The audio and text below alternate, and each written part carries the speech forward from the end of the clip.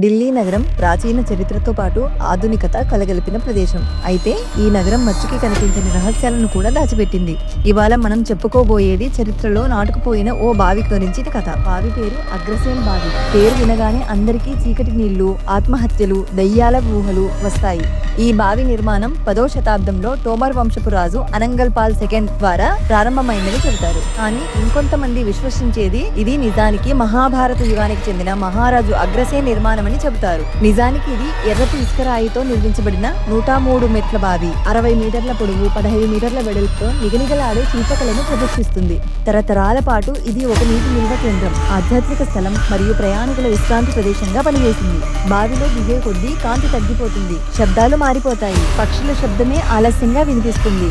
బావిలో 3 అంతస్తులు కనిపిస్తాయి. 2 వైపులా చిన్న గదులు, ప్రార్థనా స్థలాలు ఉన్నాయి. అయితే ఇప్పుడు ఈ గదులు మూసివేయబడ్డాయి. పురాతన గోడలు, గుళ్ళు వేసుకున్న గబ్బిలాలు, చీకట్లో కనిపించే నీడలు ఇవన్నీ కలగలిపి భయంకరమైన వాతావరణం ఏర్పడుతుంది. ఒకప్పుడు బావిలో నలుపు నీళ్లు ఉండేవట.